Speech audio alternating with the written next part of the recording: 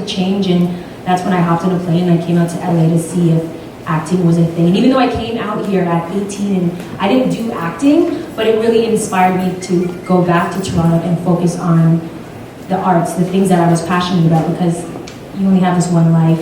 And if I can get my own job, pay for my own bills, and not have to worry about, you know, kind of living under her roof means it's her rules. So I have to listen to her. But if I have my own money, my own income, paying for my own bills, then I can do what I want to do. So that's pretty much my approach. She didn't support me until I was 25. She didn't think what I was doing was a wise decision. She always said, you know, stop what you're doing, focus on business. And I kept doing it. So like sometimes the people that are closest to you, they want what's best for you, but they also do it in a way where it's like against what you really want to go for. But you just have to, it's not about proving them wrong, but it's just about going after what it is that you want. And eventually she came around. And now she's sitting there like, hey, do you mind? You might be sending her those wire transfers.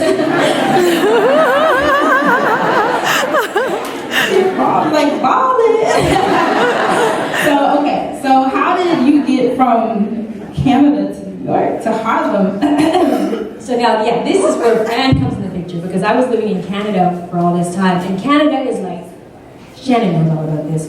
We're quiet, humble Canadians that always say, sorry, I'm sorry. So to go from that to New York was like, wow. You can't have that. You have to be bold, you have to be fierce, you have to be shameless. And I actually was in a long distance relationship for, like, I don't know, I want to say 4 years, and we were engaged on our 1 year anniversary. He proposed, and I was young and in love, so of course I said yes, of course. But we did long distance for years, and then finally we were both kind of broke. We're like, we're spending all this money traveling to see each other. What's it gonna be? Are you gonna move in? Are we gonna break up?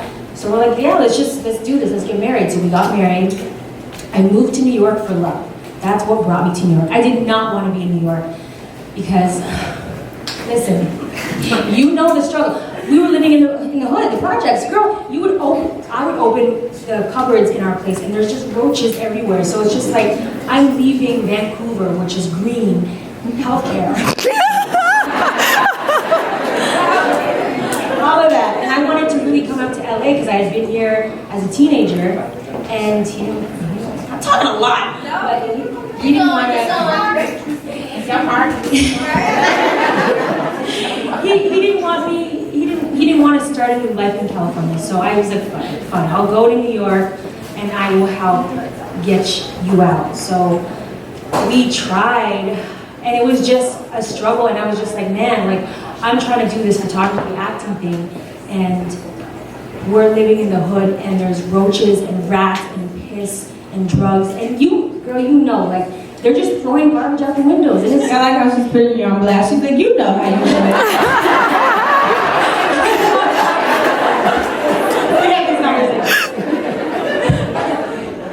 But only rats, no roaches. Listen, I made a video on how to kill roaches. The real fuck with that was because I would say it was my all-time low. Like, I thought life couldn't get any worse. There was a time where I just dealt with a lot of drama, a lot of negativity. I was a person who would get hit by cars, who would get things stolen, who would get into fights. Like, I was that person. But now I'm not that person anymore. I made a conscious decision.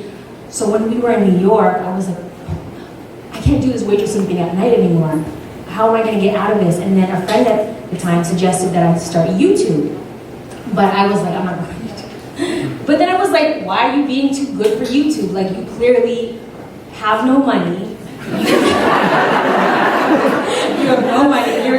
You're in a relationship that's not doing very well. Like, what do you have to lose? Because I literally had to get to a point in my life where I had nothing left to lose. Or so I thought. So I decided to start a YouTube channel and kind of challenge the whole question of, well, what would happen if I was shameless, if I put myself out there, if I stopped being a hater on the sidelines and actually threw myself into myself in a world that I wasn't familiar with, because I am naturally an introvert. I don't like being, online blasting. Like, that's not me, but what would happen if I just tried to do it for a year?